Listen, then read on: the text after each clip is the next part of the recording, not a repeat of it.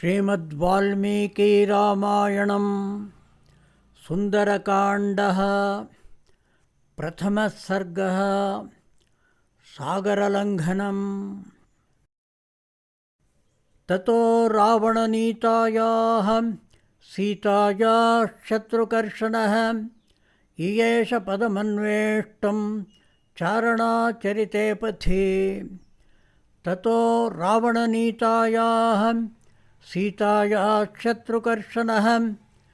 इयेष पदमन्वेष्टुं चारणाचरिते पथि। दुष्करं निष्प्रतिद्वन्द्वं चिकीर्षन् कर्मवानरः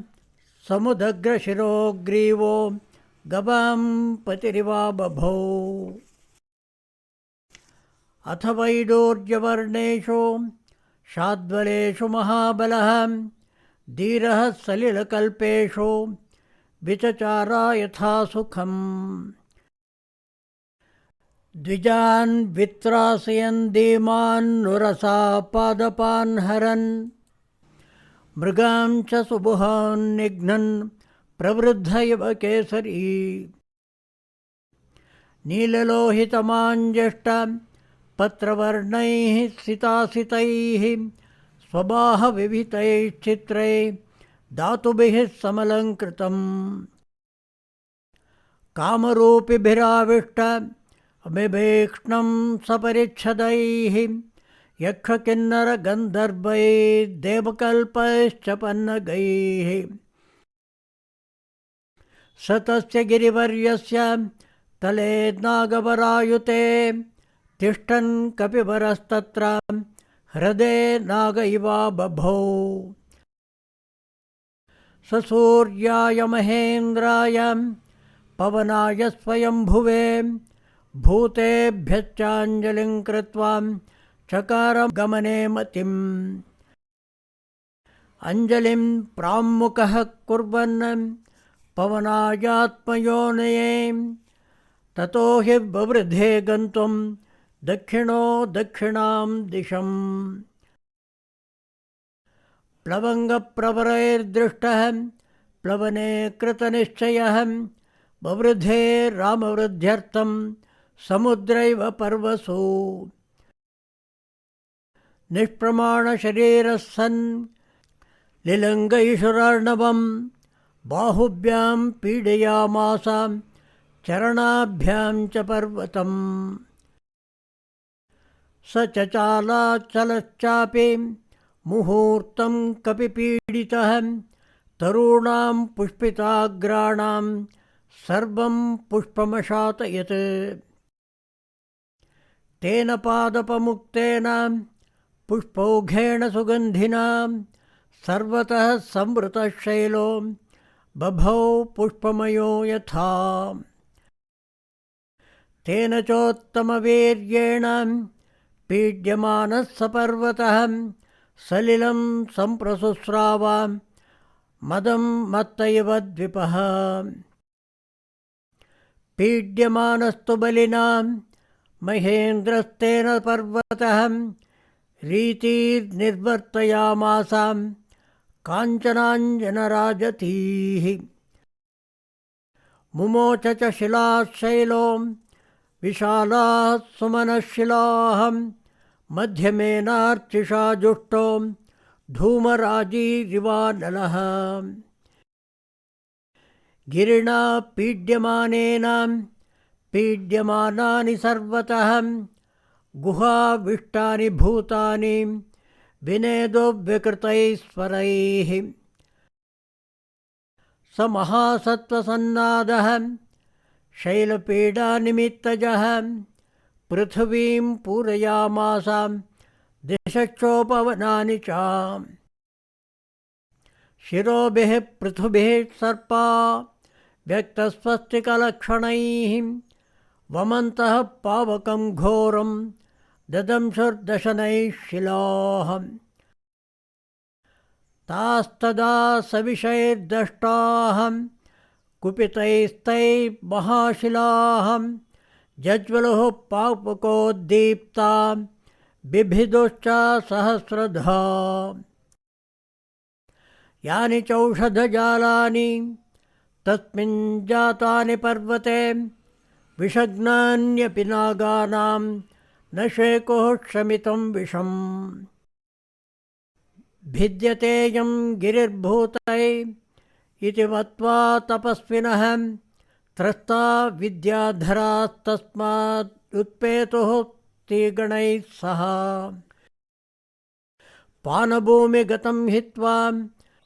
हैममासवभाजनं पात्राणि च महार्काणि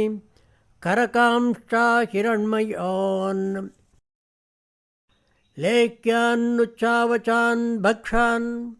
मांसानि विविधानि च आर्षभाणि च चर्माणि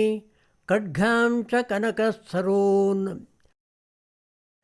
कृतकण्ठगुणाक्षीबां रक्तमाल्यानुलेपनाः रक्ताक्षाः पुष्कराक्षाश्च गगनं प्रतिपेदिरे हारनूपरकेयूरां पारिहार्यधरा स्त्रियः विस्मिताः सस्मितास्तस्तुराकाशे रमणैः सह दर्शयन्तो महाविद्यां विद्याधरमहर्षयः सप्रियास्तस्तुराकाशे वीक्षाञ्चक्रुश्च पर्वतम् शुश्रुवुश्च तदा शब्दं ऋषीणां भावितात्मनां चारणानां च सिद्धानां स्थितानां विमलेऽम्बरे एष पर्वतसङ्काशो हनूमान्मारुतात्मजः तितीर्षति महावेगः सागरं मकरालयम् रामार्थं वानरार्थं च चिकीर्षन् कर्मदुष्करं समुद्रस्य परं पारं दुष्प्रापं प्राप्तुमिच्छति इति विद्याधराश्रुत्वा वचस्तेषां तपस्विनां तमप्रमेयं ददृशुः पर्वते वानरर्षभम् दुधुवे च सरोमाणि च कम्पे चाचलोपमः ननादसुमहानादं स महानिवतो यदः आनुपूर्व्येण वृत्तञ्च लाङ्गूलं रोमिभिश्चितम् उत्पतिष्यन् विचिक्षेप पक्षिराज इवोरगम् तस्य लाङ्गूलमाविद्धमात्तवेगस्य पृष्ठतः ददृशे गरुडेनेव ह्रियमाणो महोरगः बाहू संस्तम्भयामास महापरिगसन्निभौ ससाद च कपिः कट्यां चरणौ सञ्चुकोच च संभृत्य च भुजौ श्रीमान् तथैव च शिरोधरां तेजः सत्त्वं तथा वीर्यम् आविवेशा स वीर्यवान् मार्गमालोकयन् दूराद् ऊर्ध्वं प्रणिहिते क्षणः रुरोध हृदये प्राणान्नाकाशमवलोकयन् पद्भ्यां दृढमवस्थानं कृत्वा स कपिकुञ्जरः निकुञ्चकर्णो हनुमान् उत्पतिष्यन् महाबलः वानरान् वानरश्रेष्ठ इदं वचनमब्रवीत् यथा राघवनिर्मुक्तः शरः श्वसनविक्रमः गच्छेत्तद्वद् गमिष्यामि लङ्कां रावणपालितां न हि द्रक्ष्यामि यदि कां लङ्कायां जनकात्मजाम् अनेनैव हि वेगेन गमिष्यामि सुरालयं यदि वा त्रिदिवे सीतां न द्रक्ष्यामि कृतश्रमः बद्ध्वा राक्षसराजानम् आनयिष्यामि रावणं सर्वथा कृतकार्योऽहं येष्यामि सह सीतया आनयिष्यामि बालङ्कां समुत्पाट्य स रावणां एवमुक्त्वा तु हनुमान् वानरान् वानरोत्तमः उत्पपातात वेगेन वेगवान्न विचारयन् सुपर्णमिव चात्मानं मेने स कपिकुञ्जरः समुत्पतति तस्मिंस्तु वेगात्ते नगरोहिणः संहृत्य विटपान् सर्वान् समुत्पेतुः समन्ततः समत्तको यष्टिबकान् पादपान् पुष्पशालिनः उद्वहन्नूरुवेगेन जगाम विमलेऽम्बरे ऊरुवेगोद्धता वृक्षा मुहूर्तं कपिमन्वयः प्रस्थितं दीर्घमध्वानं स्वबन्धुमिव बान्धवाः तदूरुवेगोन्मथिताः सालाश्चान्ये नगोत्तमाः अनुजग्मुर्हनूमन्तं सैन्या इव महीपतिम् सुपुष्पिताग्रैः बहुभिः पादपैरन्वितः कपिः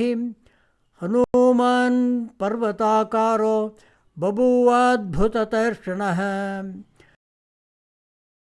सारवन्तोतये वृक्षा निमज्जन् लवणाम्भसि भयादिव महेन्द्रस्य पर्वता वरुणालये स नानाकुसुमैः कीर्णः कपित्साङ्कुरकोरकैः शुशुभे मेघसङ्काशः खद्योतैरिव पर्वतः विमुक्तास्तस्य वेगेन मुक्त्वा पुष्पाणि ते द्रुमाः अवशीर्यन्त सलिले निवृत्ताः सुहृदो यथा लघुत्वेनोपपन्नं तद्विचित्रं सागरे पतत् द्रुमाणां विविधं पुष्पं कपिवायुसमीरितम् पुष्पौघेनानुविद्धेन नानावर्णेन वानरः बभौ मेघैवोद्यन्वै विद्युद्गणविभूषितः तस्य वेगसमादूतैः पुष्पैस्तोयमदृश्यत ताराभिरभिरामाभिरुदिताभिर्वाम्बरम् तस्याम्बरगतौ बाहु ददृशा ते प्रसारितौ पर्वताग्राद्विनिष्क्रान्तौ पञ्चास्यमिव पन्नगौ पिबन्निव बभौ श्रीमान् सोर्मिमालां महार्णवं पिपासुरिव चाकाशं ददृशे स महाकपिः तस्य विद्युत्प्रभाकारे वायुमार्गानुसारिणः नयने सम्प्रकाशेते पर्वतस्था विवानलौ पिङ्गे पिङ्गाक्षमुख्यस्य बृहति परिमण्डले चक्षुषी सम्प्रकाशेते चन्द्रसूर्या विवोदितौ मुखनासिकया तस्य ताम्रया ताम्रमा बभौ सन्ध्यया समभिस्पृष्टं यथा सूर्यस्य मण्डलम् लाङ्गूलं च समाविद्धं प्लवमानस्य शोभते अम्बरे वायुपुत्रस्य शक्रध्वज इवोक्षितः लाङ्गूलचक्रेण महान् शुक्लदंष्ट्रो नीलात्मजः व्यरोचत महाप्राज्ञः परिवेशीव भास्करः स्निग्धेशेनाभिताम्रेण रराजा समहाकपिः महता दारितेनेव गिरिगैरिकधातुना तस्य वानरसिंहस्य प्लवमानस्य सागरं कक्षान्तरगतो वायुर्जीमूतैव गर्जति ये खेयता निपतन्त्युल्कां ह्युत्तरान्ताद्विनिसृताः दृश्यते सानुबन्धा च तथा स कपिकुञ्जरः पतत्पतङ्गसङ्काशो व्यायतः शुशुभे कपिः प्रवृद्धैव मातङ्गः कक्षया बुध्यमानया उपरिष्टात् शरीरेण छायया छावगाढया सागरे मारुताविष्टा नौरिवासेत्तदा कपिः यं यं देशं समुद्रस्य जगाम स महाकपिः स तस्योर्वेगेन सोन्माद इव लक्ष्यते सागरस्योर्मिमालानां मुरसा शैलवर्ष्मणाम् अभिघ्नन्तु महावेगः पुप्लुवे स महाकपिः कपिवातश्च बलवान् मेघवातश्च निःसृतः सागरं भीमनिर्घोषं कम्पयामासुतुर्भृशम् विकर्षन्नूर्मिजालानि बृहन्ति लवणाम्भसः पुप्लुवे कपिशार्दूलो विकिरन्निव रोदसी मेरुमन्दरसङ्काशान् उद्गतान् समहार्णवे अत्यक्रामन् महावेगतरङ्गान् गणयन्निव तस्य वेगसमुद्भूतं जलं स जलदं तदा अम्बरस्थं विवभ्राजा शारदाभ्रमिवाततम् तिमिनक्तझषाः कूर्मा दृश्यन्ते विवृतास्तदा वस्त्रापकर्षणेनैव शरीराणि शरीरिणाम् प्लवमानं समीक्ष्याथ भुजङ्गाः सागरालयाः व्योम्नीतं कपिशार्दूलं सुपर्णय इति मेनिरे दशयोजनविस्तीर्णां त्रिंशद्योजनमायता छाया वानरसिंहस्य जले चारुतराभवत् श्वेताभ्रगणराजीवां वायुपुत्रानुगामिनी तस्य सा शुशुभे चायां वितता लवणाम्भसी शुशुभे समहातेजां महाकायो महाकपिः वायुमार्गे निरालम्बे पक्षवानिव पर्वतः येनासौ याति बलवान् वेगेन कपिकुञ्जरः तेन मार्गेण सहसा द्रोणीकृतैवार्णवः आपाते पक्षिसङ्घानां पक्षिराजैवा बभौ हनूमान् मेघजालानि प्रकर्षन् मारुतो यथा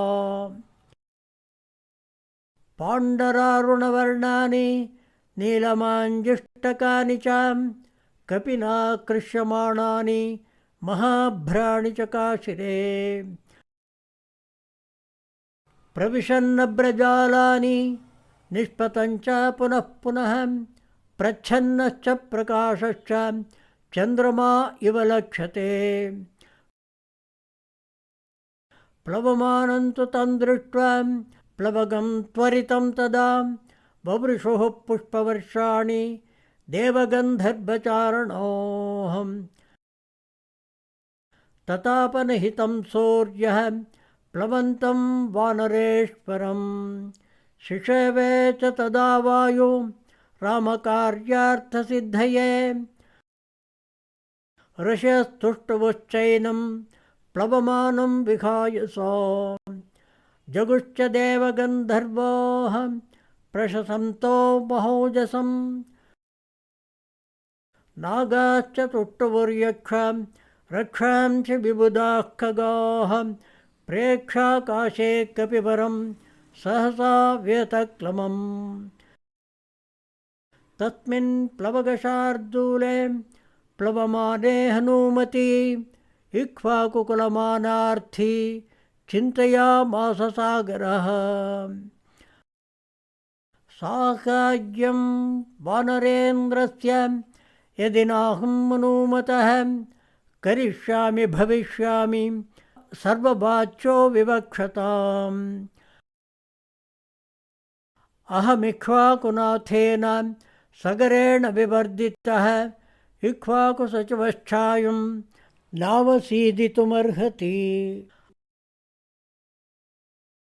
तथा मया विधातव्यं विश्रमेता यथा कपिः शेषं च मयि विश्रान्तः सुखे नातिपतिष्यति। इति कृत्वा मतिं साध्वीं समुद्रश्चन्नमंभसि हिरण्यनाभं मैनाकमुवाच गिरिसत्तमम्। त्वमिहासुरसङ्घानां पातालतलवासिनां देवराज्ञा गिरिश्रेष्ठ परिघं सन्निवेशितः। त्वमेषां जातवीर्याणां पुनरेवोत्पतिष्यतां पातालस्य प्रमेयस्य द्वारमावृत्य तिष्ठसि। तिर्यगोर्ध्वमदश्चैव शक्तस्ते शैलवर्धितुं तस्मात् संचोदयामि त्वाम् उत्तिष्ठ नगसत्तमा। स एष कपिशार्दूल त्वामुपैष्यति वीर्यवान् हनूमान् रामकार्यार्थं भीमकर्मा खमाप्लुतः। अस्य साख्यं मया कार्यम् इक्ष्वाकुहितवर्तिनः मम इक्ष्वाकवः पूज्याः परं पूज्यतमास्तव। कुरु साचिव्यमस्माकं ननः कार्यमतिक्रमेत् कर्तव्यमकृतं कार्यं सतां मन्युमुदीरयेत्। सलिलाद्ऊर्ध्वमुत्तिष्ठ तिष्ठत्वेष कपित्वयि अस्माकमतिथिश्चैव पूज्यश्च प्लवतां वरः। चामीकरमहानाभ देवगन्धर्वसेवितां हनूमान् त्वयि विश्रान्तां ततः शेषं गमिष्यति। काकुत्स्यसान्दृशंसं च मैथिल्याश्च विवासनं श्रमं च प्लवगेन्द्रस्य समीक्षोत्तातुमर्हसि। हिरण्यनाभो मैनाको निशम्य लवणाम्भसः उत्पपातजलात्तूर्णं महाद्रुमलतायुतः। ससागरजलं भित्त्वा बुभुवाभ्युत्थितस्तदा यथा जलधरं भित्त्वा दीप्तरश्मिदिवाकरः। स महात्मा मुहूर्तेन पर्वतः सलिलावृतः दर्शयामास शृङ्गाणि सागरेण नियोजितः। शातकुम्भमयैः शृङ्गैः सकिन्नरमहोरगैः आदित्योदयसङ्काशैरालिकिद्भिरिवाम्बरम्। तप्तजाम्बूनदैः शृङ्गैः पर्वतस्य समुत्थितैः आकाशं शस्त्रसङ्काशम् अभवत् काञ्चनप्रभम्। जातरूपमयैः शृङ्गैः भ्राजमानैः स्वयं प्रभैः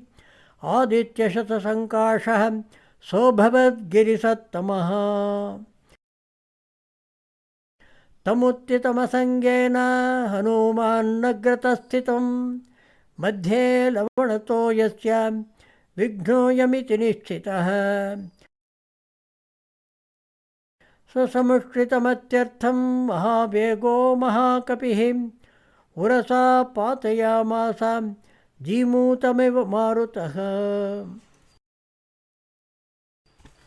स तथा पातितस्तेन कपिना पर्वतोत्तमः बुद्ध्वा तस्य कपेर्वेगं जहर्ष च ननाद च। तमाकाशगतं वीरम् आकाशे समुपस्थितः प्रीतो हिष्टमना वाक्यम् अब्रवीत् पर्वतः कपिम्। मानुषं धारयन् रूपम् आत्मानः शिखरे स्थितः दुष्करं कृतवान् कर्म त्वमिदं वानरोत्तम निपत्य मम शृङ्गेषु विश्रमस्य यथा सुखं राघवस्य कुले जातैरुर्दधिः परिवर्धितः सत्त्वं रामहिते युक्तं प्रत्यर्चयति सागरः कृते च प्रतिकर्तव्यं एष धर्मः सनातनः सोऽयं तत्प्रतिकारार्थी त्वत्तः सम्मानमर्हति त्वन्निमित्तमनेनाहं बहुमानात् प्रचोदितः योजनानां शतं चापि कपिरेष खमाप्लुतः तव सानुषु विश्रान्तः शेषं प्रक्रमतामिति तिष्ठत्वं हरिशार्दूल मयि विष्टम्य गम्यतां तदिदं गन्धवत् स्वादु कन्दमूलफलं बहु तदास्वाद्य हरिश्रेष्ठ विश्रम्यश्वो गमिष्यति अस्माकमपि सम्बन्धः कपिमुख्यत्वयोऽस्ति वै प्रख्यातस्त्रिषु लोकेषु महागुणपरिग्रहः वेगवन्तः प्लवन्तो ये प्लवगा मारुतात्मजा तेषां मुख्यतमं मन्ये त्वामहं कपिकुञ्जराम् अतिथिः किल पूजार्घः प्राकृतोऽपि विजानता धर्मं जिज्ञासमानेन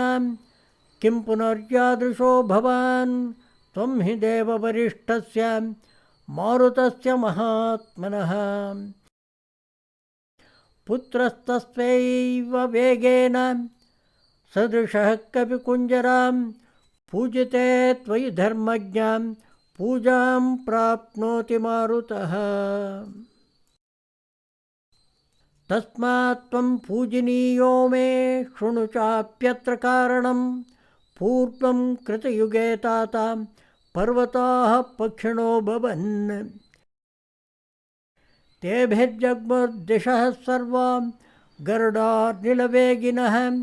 ततस्तेषु प्रयातेषु देवसङ्घात् सहर्षिभिः भूतानि च भयं जग्मुस्तेषां पतनशङ्कया ततः क्रुद्धः सहस्राक्षः पर्वतानां शतक्रतुः पक्षां छिच्छेदवज्रेण तत्र तत्र सहस्रशः स मामुपगतः क्रुद्धो वज्रमुद्यम्य देवरोट ततोऽहं सहसा क्षिप्तः श्वसनेन महात्मना अस्मिन् लवणतो ये च प्रक्षिप्तः प्लवगोत्तमो गुप्तपक्षसमग्रश्च तव पित्राभिरक्षितः ततोऽहं मानयामि त्वां मान्यो हि मम मारुतः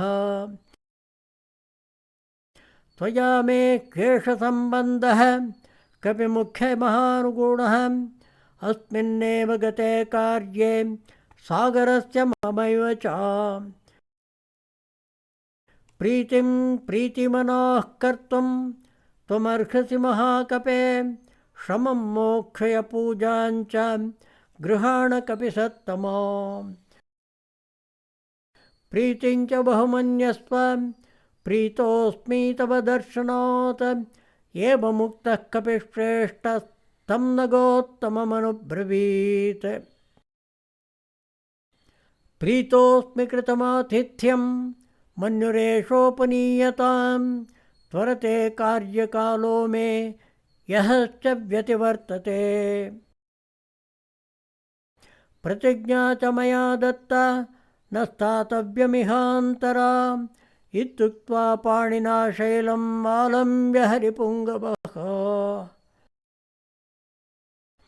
जगामाकाशमाविश्य वीद्यवान् प्रहसन्निवां सपर्वतसमुद्राभ्यां बहुमानादवेक्षितः पूजितश्चोपपन्नाभिर्राशिभिर्गनिलात्मजः अतोर्ध्वं दूरमुत्पत्त्या हित्वा शैलमहार्णवो पितुः पन्थानमास्तायां जगाम विमलेऽम्बरे ततश्चोद्वगतिं प्राप्य गिरिं तमवलोकयन् वायुसूनोर्निरालम्बे जगाम विमलेऽम्बरे तद्वितीयं मनुमतो दृष्ट्वा कर्म सुदुष्करम् प्रशशंसुः सुराः सर्वे सिद्धाश्च परमर्षयः देवताश्चाभवन् हृष्टात् ततस्तात् तस्य कर्मणो काञ्चनस्य सुनाभस्य सहस्राक्षश्च वासवः उवाच वचनं श्रीमान् परितोषात् स गद्गदम् सुनाभं पर्वतश्रेष्ठं स्वयमेव शचीपतिः हिरण्यनाभशैलेन्द्र परितुष्टोऽस्मि ते वृषम् अभयं ते प्रयच्छामि तिष्ठ सौम्येथा सुखं साख्यं कृतं त्वया सौम्य विश्रान्तस्य हनूमतः क्रमतो योजनशतं निर्भयस्य भये सति रामस्यैष हितायैव याति दाशरथे हरिः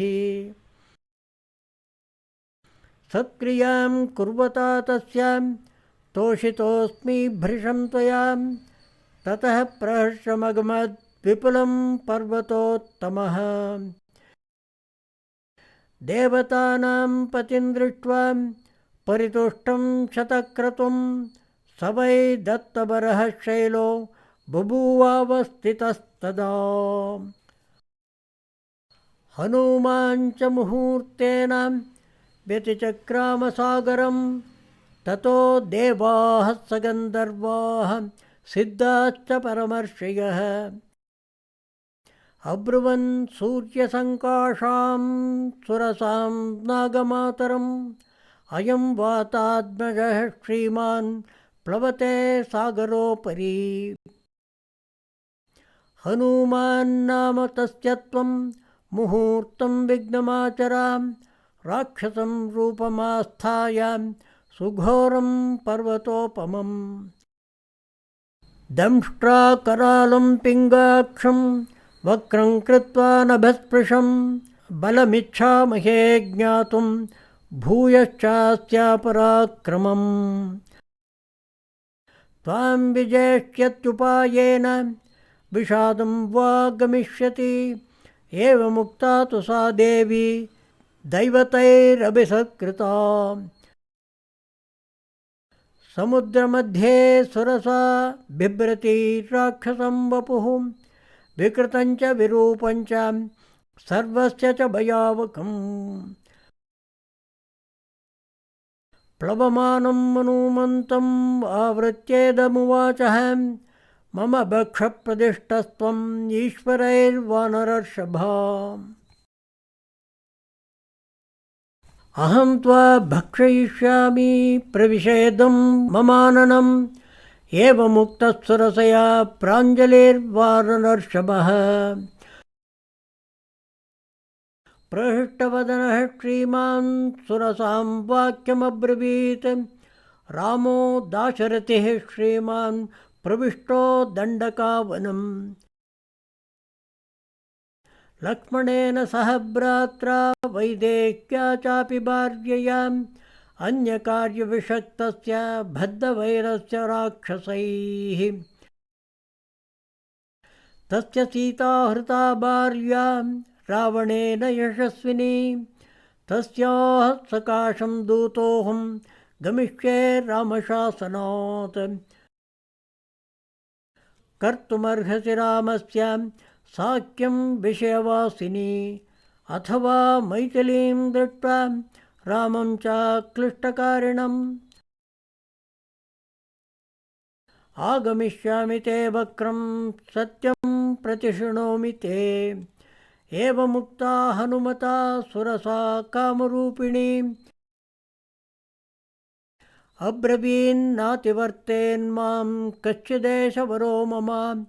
तं प्रयान्तं समुद्वेक्ष्य सुरसा वाक्यमब्रवीत् बलं जिज्ञासमाना वै नागमाता हनूमतः प्रविश्य वदनं मेद्य गन्तव्यं वानरोत्तमा वर एष पुरा दत्तो मम धात्रेति तत्परा व्यादाय वक्रं विपुलं स्थिता सा मारुतेः पुरः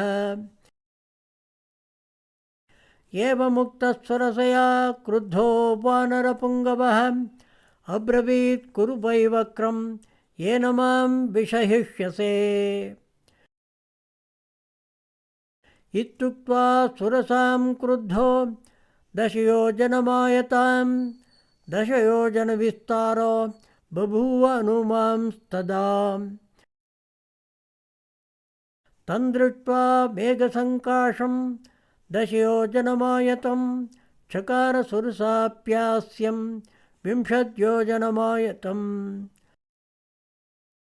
तद्दृष्ट्वा व्यादिशं चास्यं वायुपुत्रः सुबुद्धिमान् दीर्घजिह्वं सुरसया सुघोरं नरकोपमम् ससंक्षिप्त्यात्मनः कायं जीमूत एव मारुतिः तस्मिन् मुहूर्ते हनुमान् बभूवाङ्गुष्ठमात्रकः सोऽभिपश्याशु तद्वक्रं निष्पत्य च महाजवः अन्तरिक्षे स्थितः श्रीमान् इदं वचनमब्रवीत् प्रविष्टोऽस्मि हि ते वक्रं दाक्षायिणि नमोऽस्तु ते गमिष्ये यत्र वैदेही तस्यश्चासीद्वरस्तमा तं दृष्ट्वा वदनान्मुक्तं चन्द्रं राहुमुखादिवाम् अब्रवीत् सुरसा देवी स्वेन रूपेण वानरम् अर्थसिद्ध्यै हरिश्रेष्ठ गच्छ सौम्य यथा सुखं समानयस्व वैदेहीं राघवेण महात्मनो तत्तृतीयं मनोमतो दृष्ट्वा कर्म सुदुष्करं साधु साध्विति भूतानि प्रशशंसोस्तदा हरिं जगामाकाशमाविश्य वेगेन गरुडोपमः सेविते वारिधाराभिः पतगैश्च निषेविते चरिते कैशिकाचार्यैरैरावत निषेविते सिंहकुञ्जरशार्दूल पतगोरगवाहनैः विमानैः सम्पदद्भिश्च विमलैः समलङ्कृते वज्राशनिसमाघातैः पावकैरुपशोभिते कृतपुण्यैर्महाभागैः स्वर्गजिद्भिरलङ्कृते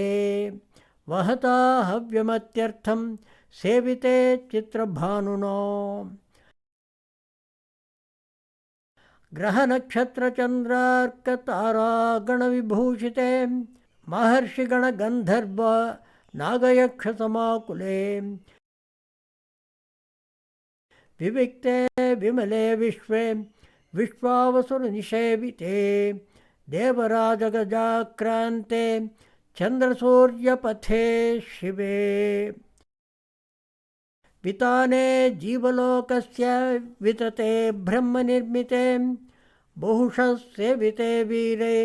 विद्याधरगणैर्वरैः जगामवायुमार्गे च गरुत्मान्यममारुतिः हनूमान् मेघजालानि प्रकर्षन् मारुतो यथा कालागरुसवर्णानि रक्तपीतसितानि च कपिना कृष्यमाणानि महाभ्राणिशिकाशिरे प्रविशन्नब्रजालानि निष्पतञ्च पुनः पुनः प्राविशीन्दुरिवा भाति निष्पतन् प्रविशंस्तदा प्रदृश्यमानः सर्वत्र हनुमान् मारुतात्मजः वेजेम्बरं निरालम्बं लम्बवक्ष इवाद्रिरोट प्लवमानं तु तं दृष्ट्वा सिंहिका नाम राक्षसे मनसा चिन्तयामास प्रवृद्धा कामरूपिणी अद्य दीर्घस्य कालस्य भविष्याम्यहमाशिता इदं हि मे महत्सत्त्वं चिरस्य वशमागतम् इति सञ्चिन्त्य मनसा छायामस्य समाक्षिपत्